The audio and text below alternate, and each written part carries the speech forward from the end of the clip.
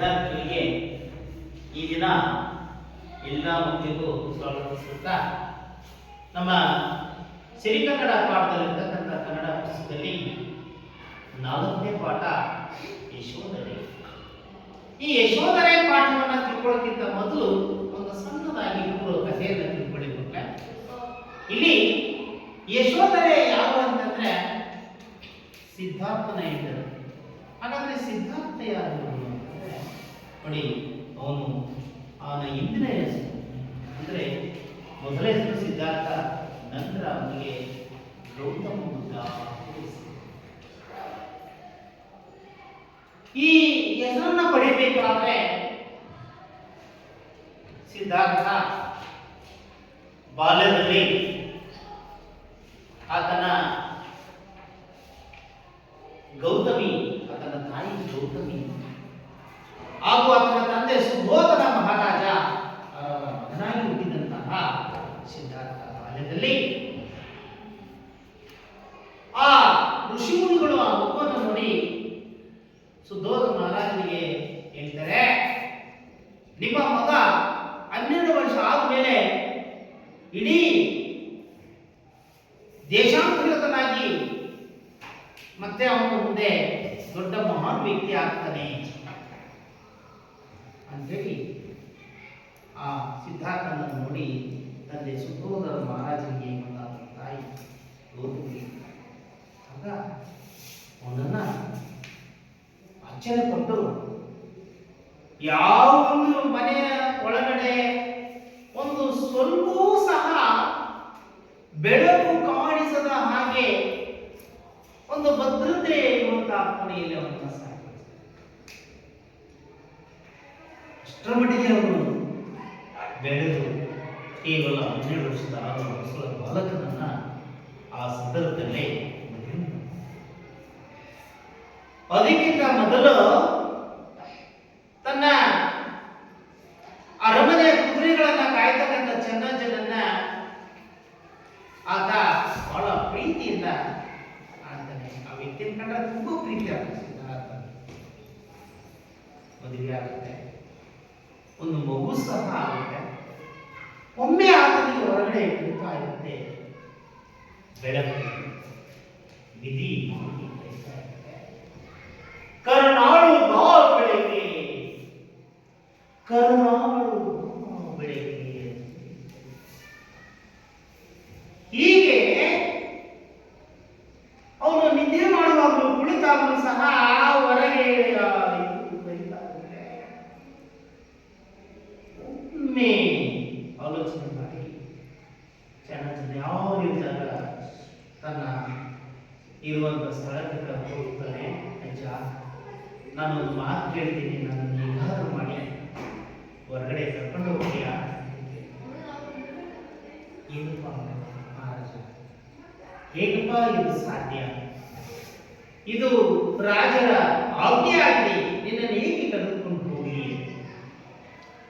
ಆಗ ಆ ಸಂದರ್ಭದಲ್ಲಿ ಆಯ್ತು ಅಂಥೇಳಿ ಆ ಸಿದ್ಧಾರ್ಥ ಪರಿಪರಿಯಾಗಿ ಬೇಡ್ಕೊಳ್ತಾನೆ. ಕೊನೆಗೆ ಸಹಜ ಒಪ್ಕೊಳ್ತಾನೆ. ಒಂದು ಬಾರಿ ನಾನು ಈ ಪ್ರಪಂಚವನ್ನು ತೋರಿಸ್ಕೊಳ್ತೀನಿ. ಆಗ ಚೆನ್ನಜ್ಜನ ಜೊತೆಗೆ ಹೋಗ್ತಾನೆ. ತನ್ನ ತಂದೆ ತಾಯಿ ಇರುತ್ತಲ್ಲ, ಅರಮನೆಯಿಂದ ಹೊರಗೆ ಹೋಗ್ತಾನೆ. ಹೋದಾಗ ಮೊದಲು ದಾರಿಯಲ್ಲಿ ಒಬ್ಬರು ಇಷ್ಟ, ಆಮೇಲೆ ವಯಸ್ಸು ಕುರುಡರನ್ನ, ಆಮೇಲೆ ಒಂದು ಸಾವು. ಇವೆಲ್ಲವನ್ನು ನೋಡ್ತಾ ಹೋದಾಗ ಒಂದು ಆಶ್ಚರ್ಯ ಆಗುತ್ತೆ. ಮತ್ತೆ ದೂರ ಹೋದ್ರೆ ಇನ್ನೂ ನಾನು ಏನೇನು ನೋಡ್ಬೋದು ಅನ್ನೋದನ್ನ ಆಗ ಅಲ್ಲಿಗೆ ಅವರು ಆ ವಾಪಸ್ ಅರಮನೆಗೆ ಬಂದು ಚಿಂತಾವರ್ತನ ತುಂಬಾ ಚಿಂತಾವರ್ತ ಏಕಾಂತದಲ್ಲಿ ಹೋಗ್ತಾರೆ. ಹೀಗೆ ಮತ್ತೊಮ್ಮೆ ಸಿದ್ಧಾರ್ಥ ಚೆನ್ನಜ್ಜನನ್ನು ಕರೆದು, ನಾನು ಹೊರಗೆ ಈ ಪ್ರಪಂಚಕ್ಕೆ ಬೆಳಕಾಗಲು ಹೋಗಬೇಕಾಗಿದೆ ಚೆನ್ನಜ್ಜ, ಹೇಗಾದರೂ ಮಾಡಿ ನನ್ನನ್ನು ದೂರ ಬಿಟ್ಟು, ನಾನು ದೂರ ಹೋಗಬೇಕಾಗಿದೆ, ದಯಮಾಡಿ ನೀನು ನನಗೆ ಸಹಾಯ ಮಾಡಿ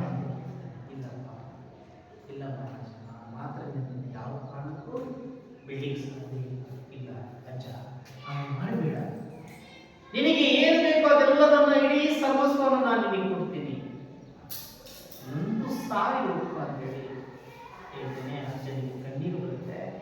ಆಗ ನಿರ್ಧಾರ ಮಾಡ್ತಾನೆ. ಆ ಹೋಗುವ ದಿನದಲ್ಲಿ ಸಿದ್ಧಾರ್ಥ ಒಂದು ಮಗುವಿಗೆ ತಂದೆ ಆಗ್ತಾನೆ. ಅವನೇ ರಾಹುಲ. ಹಾಗೆ ಹೆಂಡತಿ ಯಶೋಧನೆ. ಹೀಗೆ ಆ ದಿನದಲ್ಲಿ ಹೆಂಡತಿ ಮುಖ ಕೊನೆಗೆ ತಂದೆ ತಾಯಿ ಮಲಗಿರ್ತಕ್ಕಂಥ ತಂದೆ ತಾಯಿಗೆ ನಮಸ್ಕಾರ ಮಾಡಿ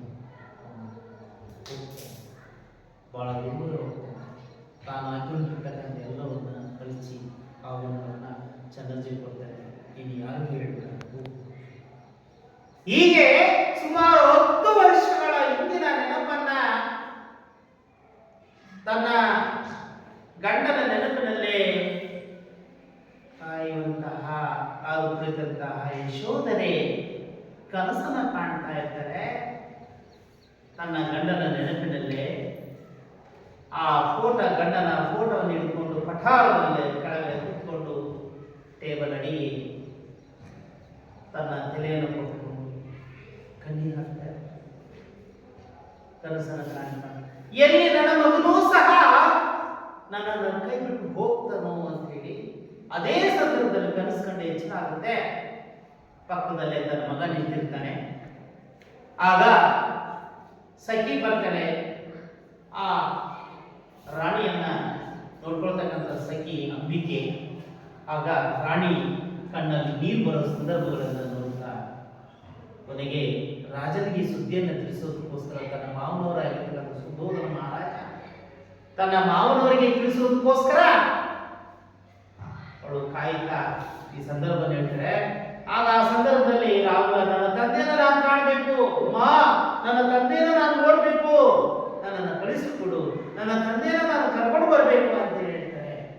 ಹಾಗಾದ್ರೆ ಆ ಸಂದರ್ಭದಲ್ಲಿ ಈ ಪಾಠದೊಳಗೆ ಏನಿದೆ ಅನ್ನೋದನ್ನ ನಾವು ತಿಳ್ಕೊಳ್ಳೋಕ್ಕಿಂತ ಮೊದಲು ಎಲ್ಲರೂ ಕೂಡ ಈ ಪಾಠವನ್ನ ಬರೆದಂತಹ ಲೇಖಕರ ಪರಿಚಯವನ್ನ ಬರ್ಕೊಳ್ಳಿ ಮತ್ತೆ. ಹಾಗಾದ್ರೆ ಯಶೋಧರೆ ಅನ್ನುವಂತ ಈ ಪಾಠವನ್ನ ಬರೆದಂತಹ ಲೇಖಕ ಯಾರು ಅಂತಂದ್ರೆ ಮಾಸ್ತಿ ವೆಂಕಟೇಶ್ ಅಯ್ಯಂಗಾರ್. ಎಲ್ಲರೂ ಕೂಡ ಬರ್ಕೊಳ್ಳಿ ಮಕ್ಕಳೇ. ಹಾಗಾದ್ರೆ ಈ ಮಾಸ್ತಿ ವೆಂಕಟೇಶ್ ಅಯ್ಯಂಗಾರ್ ಅವರು ನೋಡಿ ಅವರ ಪರಿಚಯವನ್ನ ಗಮನಿಸೋಣ. ಇವರು ಪ್ರಸಿದ್ಧತೆ ಮಾಸ್ತಿ ವೆಂಕಟೇಶ್ ಅಯ್ಯಂಗಾರ್ನ ಏನಂತ ಕರೀತಾ ಇದ್ರು ಅಂತಂದ್ರೆ ಪ್ರಸಿದ್ಧತೆ. ಬಾಸ್ ಪ್ರಸಿದ್ಧತೆ ಇವರನ್ನು ಸಣ್ಣ ಕಥೆಗಳ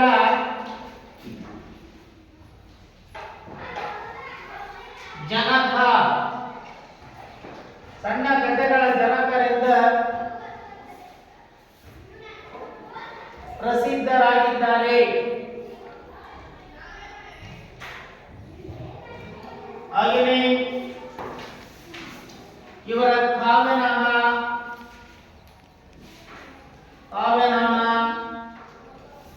ಮಾಸ್ತಿ ವೆಂಕಟೇಶ್ ಅಯ್ಯಂಗಾರ್ ಅವರ ಕಾವ್ಯನಾಮ ಶ್ರೀನಿವಾಸ.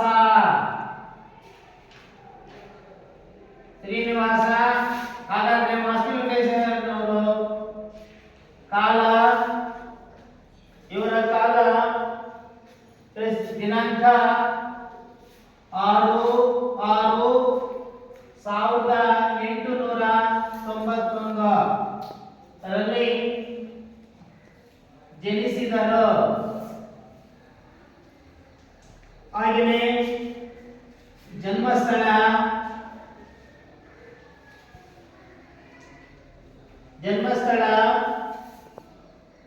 ಇವರು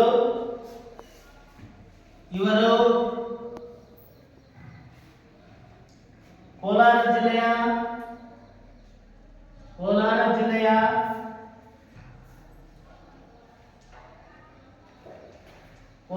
ಜಿಲ್ಲೆಯ ಮಾಲೂರು ತಾಲೂಕಿನ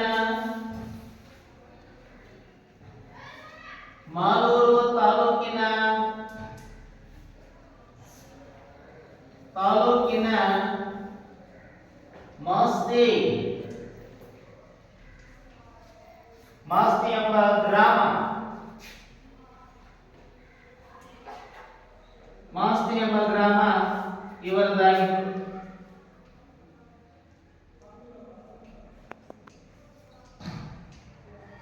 ಮಾಸ್ತಿ ಎಂಬ ಗ್ರಾಮ ಇವರ ಹುಟ್ಟೂರು.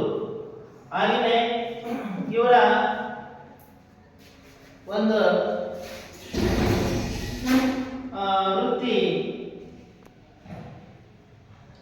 ವೃತ್ತಿ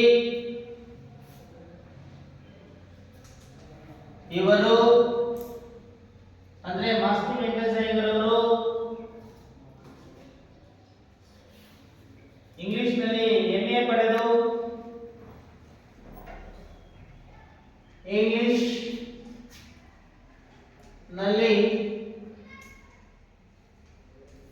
MA ಪಡೆದು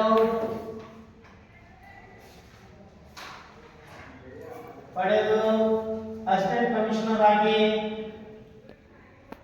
ಅಸಿಸ್ಟೆಂಟ್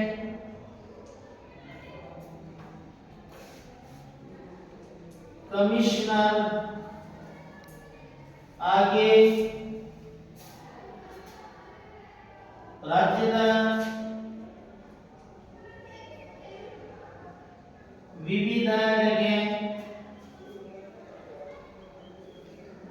ವಿವಿಧೆಡೆಗೆ ಸೇವೆ ಸಲ್ಲಿಸಿದ್ದಾರೆ.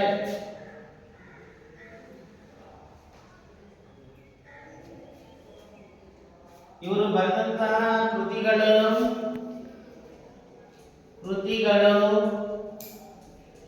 ಯಾವಂತಂದ್ರೆ ಗೌತಮಿ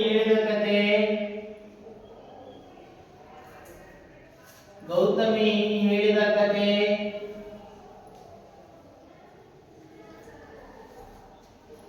ಹಾಗೆಯೇ ಸಾರಿಪುತ್ರನ ಕೊನೆ ದಿನಗಳು, ಸಾರಿಪುತ್ರನ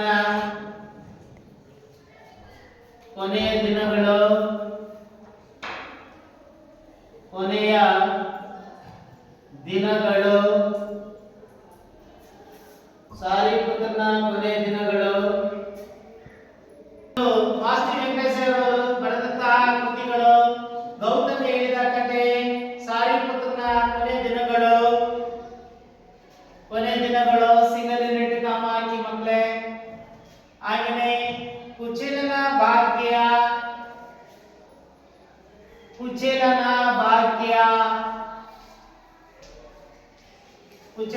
ಭಾಗ್ಯ, ಹೇಮಕೂಟದಿಂದ ಬಂದ ಮೇಲೆ, ಹೇಮಕೂಟದಿಂದ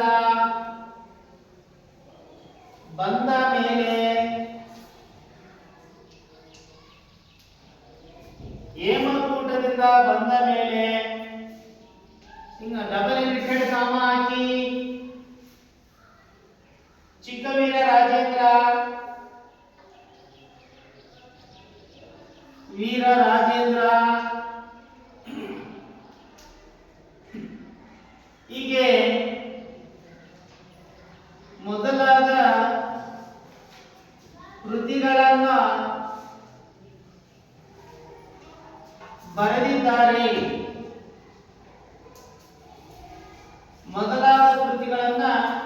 ಬರೆದಿದ್ದಾರೆ. ಹಾಗೆಯೇ ಪ್ರಶಸ್ತಿಗಳು, ಈ ಮಾಸ್ತಿ ವೆಂಕಟೇಶಯ್ಯನವರಿಗೆ ದೊರೆತಂತಹ ಪ್ರಶಸ್ತಿಗಳು ಯಾವುವು ಅಂತಂದ್ರೆ ಇವರು ಬರೆದ ಚಿಕ್ಕವೀರ ರಾಜೇಂದ್ರ,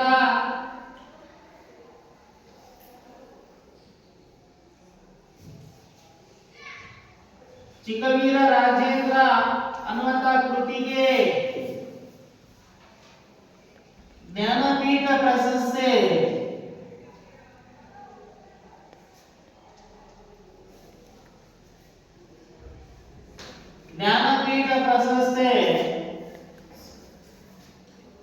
ಲಭಿಸಿದೆ. ಹಾಗೆಯೇ ಮರಣ, ಇಲ್ಲಿ ಬರ್ಕೊಳ್ಳಿ ಮಕ್ಕಳೇ, ಮರಣ ಅದ್ರ ಕೆಳಗಡೆ ಬರ್ಕೊಳ್ಳಿ ಮಕ್ಕಳೇ, ಗೊತ್ತಾಗ್ತಾ ಇದೆಯಾ? ನೋಡಿ, ಮಾಸ್ತಿ ವೆಂಕಟೇಶಯ್ಯನವರು ಅವರ ಪ್ರಸಿದ್ಧತೆ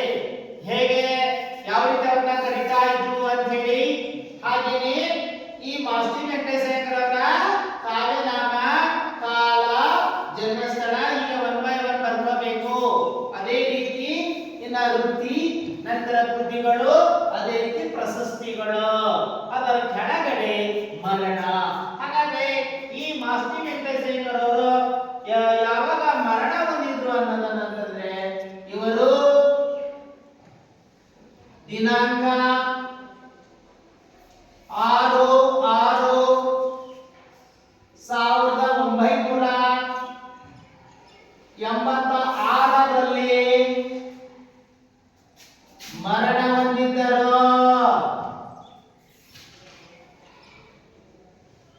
ಮರಣ ಹೊಂದಿದ್ದರು. ಹಾಗೇನೆ ಅದೇ ರೀತಿ ಆಕಾರ ಗ್ರಂಥ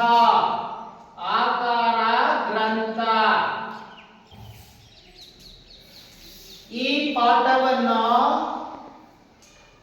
ಅದರ ಕೆಳಗಡೆ ಲಾಸ್ಟಿಗೆ ಬರ್ಕೋಬೇಕು ಮಕ್ಕಳೇ. ಈ ಪಾಠ ಆಕಾರ ಗ್ರಂಥ ಅಂತೇಳಿ ಎಲ್ಲರೂ ಬರ್ಕೊಳ್ತಾ ಇದ್ದೀರಲ್ವಾ? ಎಲ್ಲರೂ ಬರ್ಕೊಳ್ತಾ ಇದ್ದೀರಲ್ವಾ?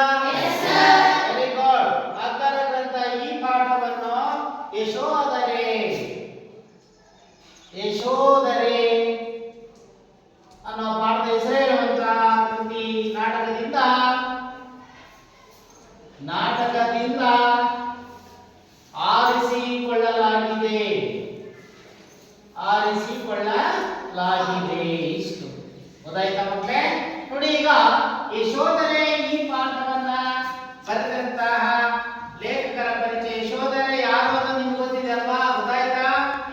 ಇವಳು ಯಾರ ಹೆಂಡತಿ ಅಂತ ಹೇಳಿದೆ ನಾನು. ಕತೆ ಕೇಳಿದ್ರಲ್ವಾ? ಯಾರ ಹೆಂಡತಿ ಅಂತ ಹೇಳಿದೆ? ಸಿದ್ಧಾರ್ಥನ ಹೆಂಡತಿ. ಹಾಗೆ ಈಕೆ ಮಗನ ಹೆಸರೇನು? ರಾಹುಲ. ಗೊತ್ತಾಯ್ತಾ? ಹಾಗಾದ್ರೆ ಈ ಪಾಠವನ್ನ ಬರೆದಂತಹ ಆ ಲೇಖಕ ಯಾರು?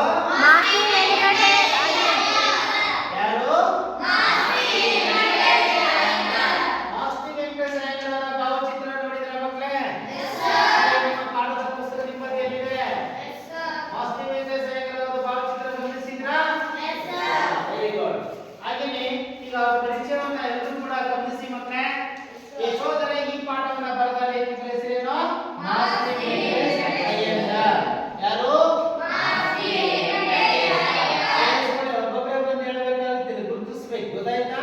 ನಾನು ಪ್ರಶ್ನೆ ಕೇಳಿದಾಗ ಒಬ್ಬೊಬ್ಬರೇ ಬಂದು ಹೇಳಬೇಕಾಗುತ್ತೆ. ಅರ್ಥ ಆಗ್ತಾ ಇದೆಯಾ? ಸರಿ. ಹಾಗೇನೆ ಮಾಸ್ತಿ ವೆಂಕಟೇಶಯ್ಯಂಕರ್ ಅವರು ಯಾವ ರೀತಿ ಪ್ರಸಿದ್ಧರಾಗಿದ್ರು, ಇವರನ್ನ ಏನಂತ ಕರಿತಾ ಇದ್ರು ಅಂತಂದ್ರೆ ಸಣ್ಣ ಕಥೆಗಳ ಜನಕ ಅಂತ ಕರಿತಾ ಇದ್ರು. ಏನಂತ ಕರಿತಾ ಇದ್ರು?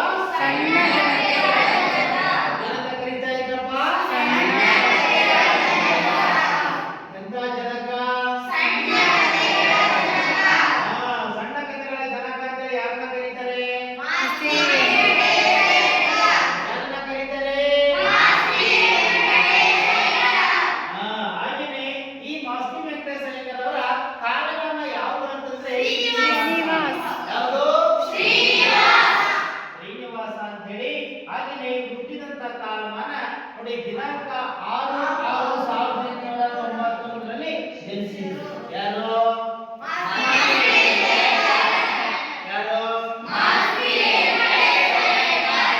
ಹಾಗಾದ್ರೆ ಯಾವ ಪಾಠವನ್ನ ಬರೆದಿದ್ದಾರೆ ಅವರು? ಯಶೋಧರೆ.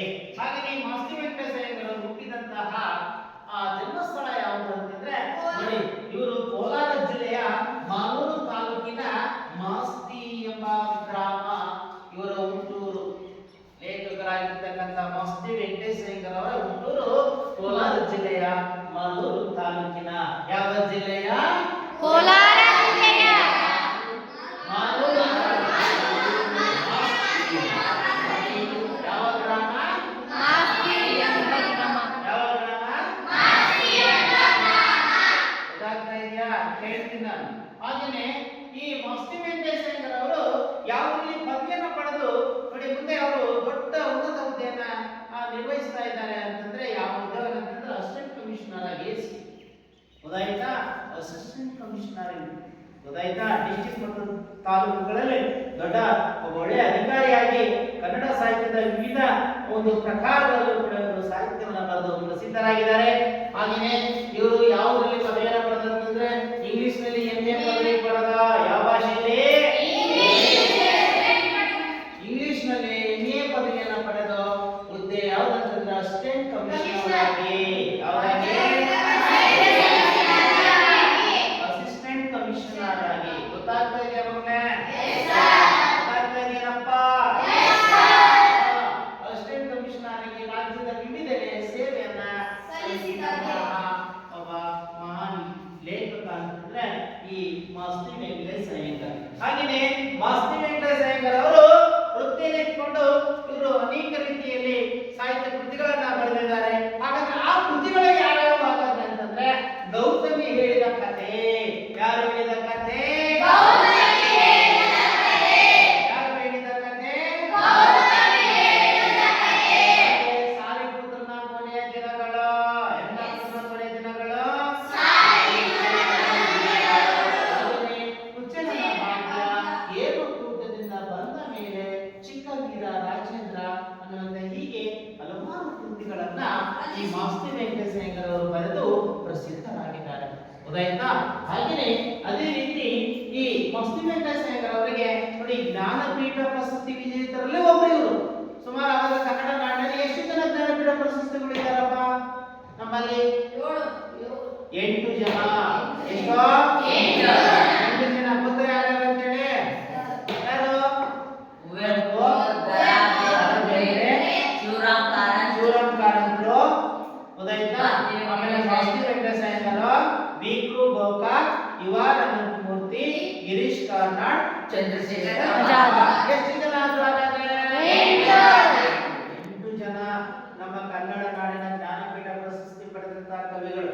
ಅದರಲ್ಲೂ ಕೂಡ ಈ ಮಾಸ್ತಿ ವೆಂಕಟೇಶ ಅಯ್ಯಂಗಾರ್ ಅವರು ಕೂಡ ಒಬ್ರು. ಹಾಗಾಗಿ ಅವರು ಬರೆದಂತಹ ಯಾವ ಕೃತಿಗೆ ಜ್ಞಾನಪೀಠ ಪ್ರಶಸ್ತಿ ಲಭಿಸಿತು ಅಂತಂದ್ರೆ ನೋಡಿ ಚಿಕ್ಕ ವೀರ ರಾಜೇಂದ್ರ. ಯಾವ ಕೃತಿಗೆ?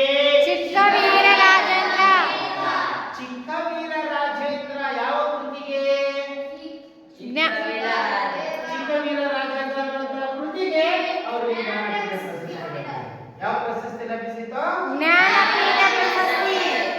ಚಿಕ್ಕ ವೀರ ರಾಜೇಂದ್ರಿಗೆ ಯಾವ ಪ್ರಶಸ್ತಿ ಲಭಿಸಿತು?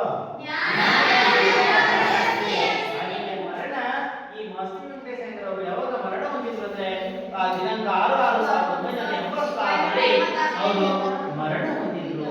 ಹಾಗೆ ಅದೇ ರೀತಿ ಪ್ರಸ್ತುತ ಈ ಪಾಠವನ್ನ ಯಾವ ಒಂದು ನಾಟಕ ಕೃತಿಯಿಂದ ಆರಿಸಿಕೊಳ್ಳಲಾಗಿದೆ ಅಂತಂದ್ರೆ ಯಶೋಧರೆ ಅನ್ನುವಂತಹ ಒಂದು ನಾಟಕದಿಂದ ಪ್ರಸ್ತುತ ಪಾಠವನ್ನ ಆರಿಸಿಕೊಳ್ಳಲಾಗಿದೆ. ಗೊತ್ತಾಯ್ತಾ? ಯಾವ ನಾಟಕ ಕೃತಿಯಿಂದ ಆರಿಸಿಕೊಳ್ಳಲಾಗಿದೆ ಹಾಗಾದ್ರೆ?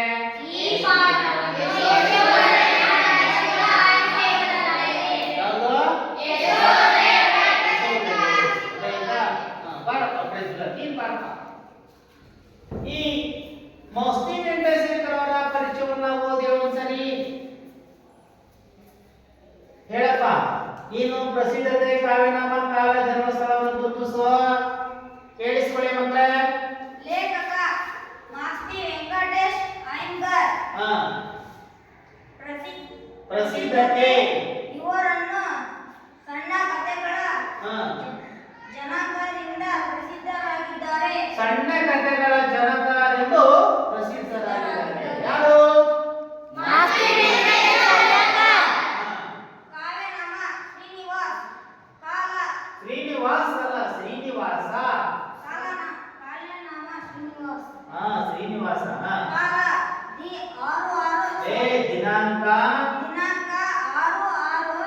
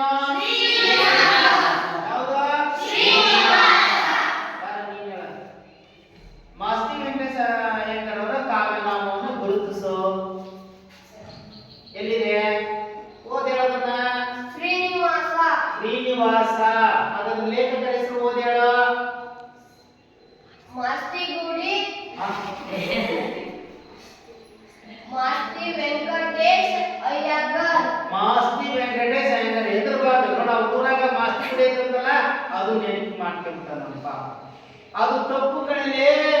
ಏನಂತ ಹೇಳ್ತೀರಿ ಇಲ್ಲಿ? ಮಾಸ್ತಿ ವೆಂಕಟೇಶ್ ಅಯ್ಯಂಗಾರ್. ಇದು ಬಾರ್ದು. ಗೊತ್ತಾಯ್ತಾ? ನೀನ್ ಸೈಡಿ ನಿಂತ ನೀ ಬಾರ್ಲೆ. ಅವರ ಜನ್ಮಸ್ಥಳವನ್ನು ಗುರುತಿಸ. ಇವರು ಕೋಲಾರ ಜಿಲ್ಲೆಯ ಮಲ್ಲೂರು ತಾಲೂಕಿನ ಮಲ್ಲೂರು ಅಂತ ಐತ, ಮಾಲೂರು ಅಂತ ಐತ. ಮಾಲೂರು ಹಾ. ತಾಲೂಕಿನ ಮಾಸ್ತಿ ಎಂಬ ಗ್ರಾಮ ಇವರಾಗಿತ್ತು. ಇವರದಾಗಿತ್ತು. ನೆಕ್ಸ್ಟ್ ಬರ್ಪ. ನೀ ಬರ. ಏನಪ್ಪ ನಿಮ್ಮ ಹೆಸರು? ಶಿವಕುಮಾರ್. ಇಲ್ಲೇ ನಿಂತ್ಕೊಳ್ಳ. ನೆಕ್ಸ್ಟ್ ಹೇಳ. ವೃತ್ತಿ ಹೇಳಪ್ಪ ನೀನು. ಶಿವಕುಮಾರ ವೃತ್ತಿ ಓದ. ಇವರ ವೃತ್ತಿ ಹಾ. ಇವರು ಇಂಗ್ಲಿಷ್ನಲ್ಲಿ ಎಂಎ ಪಡೆದು ಅಸಿಸ್ಟೆಂಟ್ ಕಮಿಷನರ್ ಆಗಿ ರಾಜ್ಯದ ವಿವಿಧ ಕಡೆ ಸೇವೆ ಸಲ್ಲಿಸಿದ್ದಾರೆ. Very good. ವಿವಿಧೆಡೆ ಸೇವೆ ಸಲ್ಲಿಸಿದ್ದಾರೆ. ನೋಡಿ ಅವನು ಸ್ಪಷ್ಟವಾಗಿ ಬರಬೇಕು. ಅವನ ನಮ್ಮ ಮಾಸ್ತಿ ಬಿಡಿ ಅಂತ ಹೇಳ್ತಾನ. ಗೊತ್ತಾಯ್ತಾ? Very good. ಹೇಳಪ್ಪ ಕೃತಿಗಳು ಹೇಳ ನೀನು. ಇವರ ಕೃತಿಗಳು ಯಾವ ಕೃತಿಗಳು? ಮಾಸ್ತಿ ವೆಂಕಟೇಶ್ ಅಯ್ಯಂಗಾರ್ ಅವರ ವೆರಿ ಗುಡ್. ಓದ ಹೇಳು. ಗೌತಮಿ ಹೇಳಿದ ಕಥೆ, ಸಾಲಿಪುತ್ರನ ಹಾ. ಕೊನೆಯ ದಿನಗಳು, Very good. ಚೇರಿನ ಭಾಗ್ಯ, ವೆರಿ ಗುಡ್. ಹಾ. ಹೇಮಕೂಟದಿಂದ ಹಾ. ಬಂದ ಮೇಲೆ, ವೆರಿ ಗುಡ್. ವೀರ ರಾಜೇಂದ್ರ, ಅಲ್ಲ, ಚಿಕ್ಕ ವೀರ ರಾಜೇಂದ್ರ. ಚಿಕ್ಕ ವೀರ ರಾಜೇಂದ್ರ ಹೀಗೆ ಮೊದಲಾದ ಕೃತಿಗಳನ್ನು ಬರೆದಿದ್ದಾರೆ. Very good. ನಿಂತ್ಕೋ. ಮತ್ತೆ ಬನ್ನಿ. ಬಾರಮ್ಮ. ನೀನ್ ಹೇಳು. ಪ್ರಶಸ್ತಿಗಳು. ಮಾಸ್ತಿ ವೆಂಕಟೇಶ್ವರ ಪ್ರಶಸ್ತಿ ಬಂತಲ್ಲಮ್ಮ. ಯಾವ ಕೃತಿಗೆ ಅವರಿಗೆ ಜ್ಞಾನಪೀಠ ಪ್ರಶಸ್ತಿ ಇದೆ ಅನ್ನೋದು ಓದಿ ಹೇಳು. ಪ್ರಶಸ್ತಿಗಳು ಇವರು ಬರೆದ ಚಿಕ್ಕವೀರ ರಾಜೇಂದ್ರ ಕೃತಿಗೆ ಜ್ಞಾನಪೀಠ ಪ್ರಶಸ್ತಿ ಲಭಿಸಿದೆ. Very good. ನೋಡಿ ಅವಳು ಸ್ಪಷ್ಟವಾಗಿ ಹೇಳಿದ್ರು. ಗೊತ್ತಾಯ್ತಾ? ಹಾಗೆ ಈಗ ಅವರ ಡೀಟೇಲ್ ಆಗಿ ಓದೇಳು. ನೀನು ವಿವರವನ್ನು ಕೊಡು. ಮಾಸ್ತಿ ವೆಂಕಟೇಶ ಅವರದು. ಲೇಖಕ ಮಾಸ್ತಿ ವೆಂಕಟೇಶ ಅಯ್ಯಂಗಾರ್ ಪ್ರಸಿದ್ಧತೆ ಇವರನ್ನು ಅಲ್ಲ, ಸಣ್ಣ ಜನಕರೆಂದು ಪ್ರಸಿದ್ಧರಾಗಿದ್ದರು. ಕಾವ್ಯನಾಮ ಶ್ರೀನಿವಾಸ. ಕಾಲ ದಿನಾಂಕ 6/6/1891 ಜನಿಸಿದರು. Very good. ಜನ್ಮಸ್ಥಳ ಇವರು ಕೋಲಾರ ಜಿಲ್ಲೆಯ ಮಾಲೂರು ತಾಲೂಕಿನ ಮಾಸ್ತಿ ಎಂಬ ಗ್ರಾಮ ಇವರದಾಗಿತ್ತು. ಇವರದಾಗಿತ್ತು. ಕೂತ್ಕೋ. ಹೋಗು. ಹೋಗಿ ಮಕ್ಕಳೇ, ಹೋಗಿ. ಅದೇ ರೀತಿ ಈಗ ಈ ಪಾಠವನ್ನ ಯಾವ ನಾಟಕ ಕೃತಿಯಿಂದ ಆರಿಸಿಕೊಳ್ಳಲಾಗಿದೆ? ರಕ್ಷಿತಾ ಬಾರ್ಮ. ಯಾವ ನಾಟಕ ಕೃತಿಯಿಂದ ಆರಿಸಿಕೊಳ್ಳಲಾಗಿದೆ? ನೀನು ಗುರುತಿಸು ಬಾ. ಬೇಗ ಬನ್ನಿ. ಯಾವ ನಾಟಕ ಕೃತಿಯಿಂದ ಹೇಳಿ. ಅದು ಬೇಡ. ಈ ಪಾಠವನ್ನು ಹಾ. ಯಶೋಧರೆ ನಾಟಕದಿಂದ ಎಲ್ಲಿದೆ ಯಶೋಧರೆ? ಯಶೋಧರೆ ನಾಟಕದಿಂದ ಆರಿಸಿ- ಆರಿಸಿಕೊಳ್ಳಲಾಗಿದೆ. Very good. ಕೂತ್ಕೋ. ಹೀಗೆ ಗೊತ್ತಾಯ್ತಾ ಮಕ್ಕಳೇ? Yes, sir. ಯಾವ ಪರಿಚಯವನ್ನ ಇದುವರೆಗೂ ತಿಳ್ಕೊಂಡ್ರಿ? Very good. ಈಗ ಪಾಠದ ಒಂದು ಮೊದಲನೇ ಭಾಗದಲ್ಲಿರ್ತಕ್ಕಂಥ ಪ್ರವೇಶದ ಮೂಲಕ ಪಾಠವನ್ನು ಅರ್ಥ ಮಾಡ್ಕೊಳ್ಳಿ. ತಾವೆಲ್ಲರೂ ಕೂಡ ಸರಿಯಾಗಿ ಕೇಳಿಸ್ಕೋಬೇಕು. ಹಾಗೆ ಸ್ಪಷ್ಟವಾಗಿ ಓದ್ತಕ್ಕಂಥ ಅಭ್ಯಾಸವನ್ನ ನೀವು ಮಾಡಬೇಕು ಮಕ್ಕಳೇ. ಅದೇ ರೀತಿ ನಾವು ಓದೋದನ್ನ ಸರಿಯಾಗಿ ಗಮನಿಟ್ಟು ಕೇಳಿಸ್ಕೋಬೇಕು. ತೋರ್ಗಳನ್ನು ಇಟ್ಕೊಳ್ಬೇಕು ಆ ಲೈನಲ್ಲಿ. ಅದೇ ರೀತಿ ನಾನು ಹೇಳಿದಾಗ ಬಂದು ಪಟ್ ಅಂತ ಪಾಠ ಓದ್ಬೇಕು. ಗೊತ್ತಾಯ್ತಾ? ನೋಡಿ, ಪ್ರಸ್ತುತ ಪಾಠದ ಸಂಖ್ಯೆ ಎಷ್ಟು? 4. ಲೇಖಕ ಮಾಸ್ತಿ ವೆಂಕಟೇಶ್ ಅಯ್ಯಂಗಾರ್. ಪ್ರವೇಶ. ಕನ್ನಡ ಸಾಹಿತ್ಯ ಪ್ರಕಾರಗಳಲ್ಲಿ ನಾಟಕವು ಒಂದು. ಹಾಗಾದ್ರೆ ಕನ್ನಡ ಸಾಹಿತ್ಯ ಪ್ರಕಾರಗಳಲ್ಲಿ ಯಾವುದು ಅಂತ?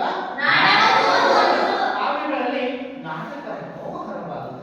ನಾಟಕದಲ್ಲಿ ಪಾತ್ರಗಳ ಅಭಿನಯ, ದೃಶ್ಯಾವಳಿಗಳು, ಸಂಭಾಷಣೆ, ಸಂಗೀತ ಮೊದಲಾದವು ನೋಟುಗರ ಮನಸ್ಸನ್ನ ಸೂರೆಗೊಳ್ಳುತ್ತವೆ. ನೋಡಿ, ಹಾಗಾದ್ರೆ ಪ್ರಸ್ತುತ ಪಾಠ ನಾಟಕ ರೂಪದಲ್ಲಿ ಇದೆ. ನಾಟಕ ತುಂಬಾ ಮನೋಹರವಾಗಿರುತ್ತೆ. ಹಾಗೆ ಅದರಲ್ಲಿ ನಾವು ನಿಜವಾಗ್ಲೂ ಕೂಡ ನಿಜವಾದ ಮನುಷ್ಯರನ್ನು ನಾವು ನೋಡ್ತೀವಿ. ಅವರ ಅಭಿನಯವನ್ನ ನೋಡ್ತೀವಿ ಅಲ್ವಾ? ಅಲ್ಲೇನ್ವಾ? Yes, sir. ಸಿನಿಮಾದಲ್ಲಿ ಬರೀ ಚಿತ್ರಗಳನ್ನ ನೋಡ್ತೀವಿ ಅಲ್ವಾ? Yes, sir. ಆದ್ರೆ ನಾಟಕದಲ್ಲಿ ನಿಜವಾದ ಮನುಷ್ಯರ ಪಾತ್ರಗಳನ್ನ ನೋಡ್ತೀವಲ್ವಾ? ಹಾಗೆ ದೃಶ್ಯಾವಳಿಗಳು, ಸಂಭಾಷಣೆ, ಸಂಗೀತ ಮೊದಲಾದವು ನೋಡುಗರ ಮನಸ್ಸನ್ನ ಸೋಲಿಕೊಳ್ಳುತ್ತದೆ. ನೋಡುಗರ ಮನಸ್ಸನ್ನ ಏನ್ ಮಾಡುತ್ತದೆ? ಸೋಲಿಕೊಳ್ಳುತ್ತದೆ. ಇತಿಹಾಸದಲ್ಲಿ ಬರುವ ಮಹಾಕವಿ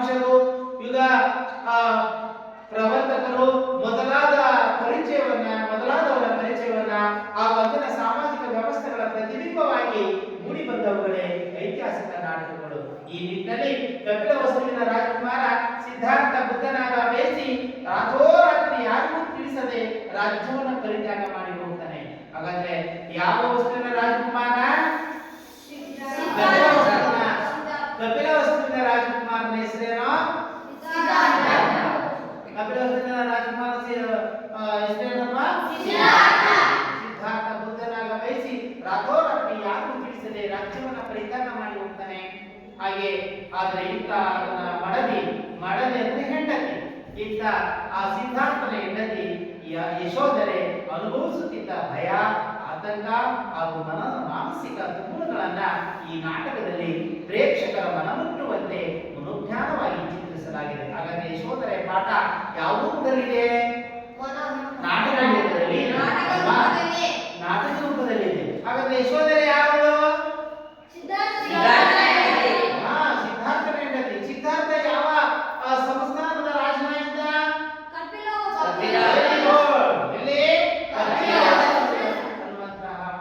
ಸಾಮ್ರಾಜ್ಯದ ಅಧಿಪತಿಯಾಗಿದ್ದ. ಆಗ ನೋಡಿ, ಈ ರೀತಿ ಬಾಲ್ಯದಲ್ಲೇ ತನ್ನ ಅವನು ಇಳಿ ವಯಸ್ಸಿನಲ್ಲಿ ಮದುವೆಯಾಗಿ ಕೊನೆಗೆ ತನ್ನ ಹೆಂಡತಿ ಮಗುವನ್ನ ಬಿಟ್ಟು ದೇಶಾಂತರನಾಗ್ತಾನೆ ಅನ್ನುವಂಥದ್ದು. ಹಾಗಾದ್ರೆ ಇಲ್ಲಿ ತನ್ನ ಗಂಡನಿಗೋಸ್ಕರ ತನ್ನ ಜೀವನೇ ಮುಡಿಪಾಗಿರ್ತಾ ಭಯ ಮತ್ತು ಆತಂಕ ತುಮುಲಗಳ ವೇದನೆಯಲ್ಲಿ ಆಗಿ ಯಾವ ರೀತಿ ಕಾಲ ಕಳೀತಾಳೆ ಅನ್ನುವಂಥದ್ದನ್ನ ಈ ಪಾಠದಲ್ಲಿ ನಾವು ತಿಳ್ಕೊಳ್ಳೋಣ ಮಕ್ಕಳೇ. ನೋಡಿ, ಪ್ರಸ್ತುತ ಪಾಠವನ್ನು ಗಮನಿಸಿ. ಯಶೋಧರೆ ಪಟದ ಹಡಿಗೆ ತಲೆ ಇಟ್ಟು ದುಃಖಿಸುವಳು. ಯಶೋಧರೆ ಪಟದ ಹಡಿಗೆ, ಪಟ ಅಂದ್ರೆ ಏನು? ಫೋಟೋ. ಪಟ ಅಂದ್ರೆ ಏನಪ್ಪ?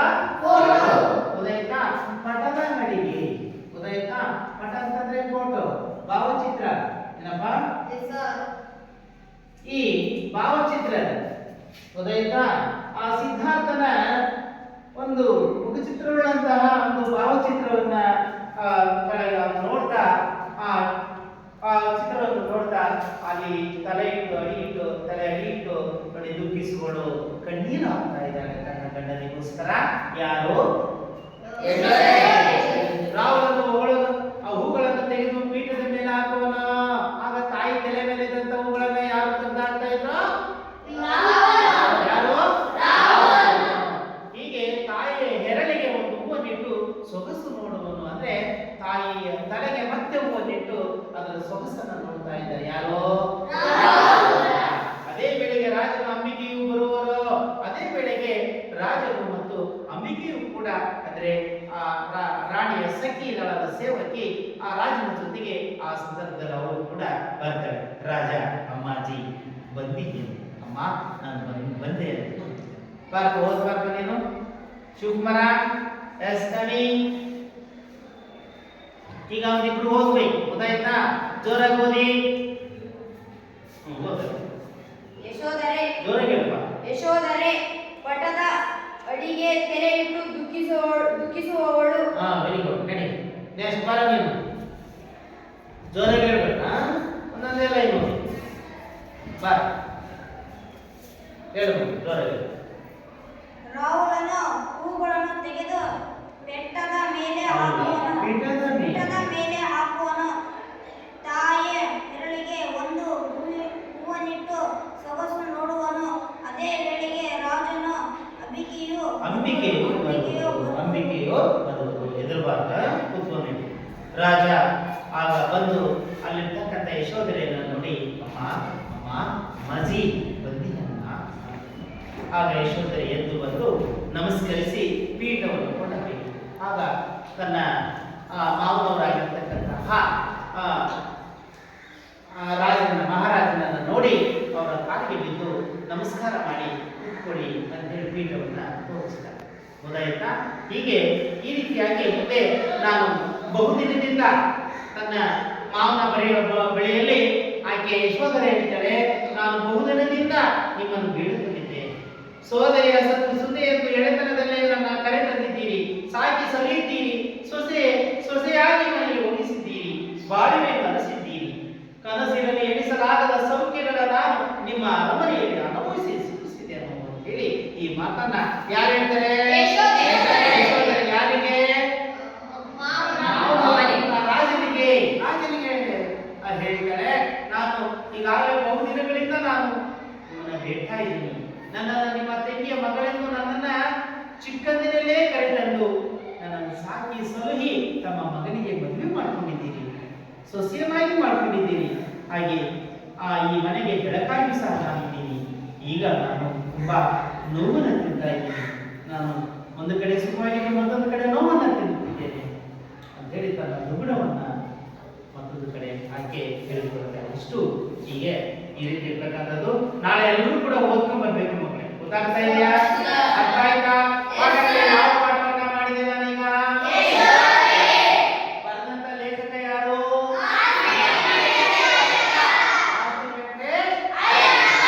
ಬರ್ಕೊಳ್ಳಿ ಮಕ್ಕಳೇ, ಪ್ರಶ್ನೆ ಬರ್ಕೊಳ್ಳಿ. ನಾಳೆಗೆ ಪ್ರಶ್ನೆ ಬರ್ಕೊಳ್ಳಿ. ನಾಳೆ ಎಲ್ಲರೂ ಕೂಡ ಹೋಮ್ವರ್ಕ್ ಮಾಡ್ಕೊಂಡು ಬರಬೇಕು. ಮನೆ ಕೆಲಸಕ್ಕೆ ಪ್ರಶ್ನೆ ಬರ್ಕೊಳ್ಳಿ. ಲೇಖಕ ಮಾಸ್ತಿ ವೆಂಕಟೇಶ್ ಅಯ್ಯಂಗಾರವರ ಲೇಖಕ ಮಾಸ್ತಿ ವೆಂಕಟೇಶ್ ಅಯ್ಯಂಗಾರವರ ಲೇಖಕ ಮಾಸ್ತಿ ವೆಂಕಟೇಶ್ ಅಯ್ಯಂಗಾರವರ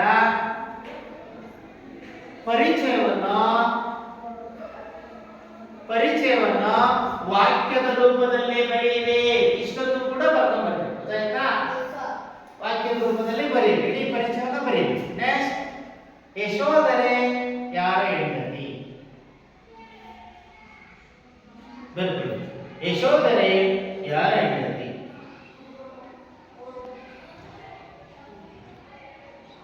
ಹಾಗೆ ನೆಕ್ಸ್ಟ್, ಯಶೋಧರೆಯ ಮಗನ ಹೆಸರೇನು? ಇವಿಷ್ಟನ್ನ ಬರ್ಕೊಂಡು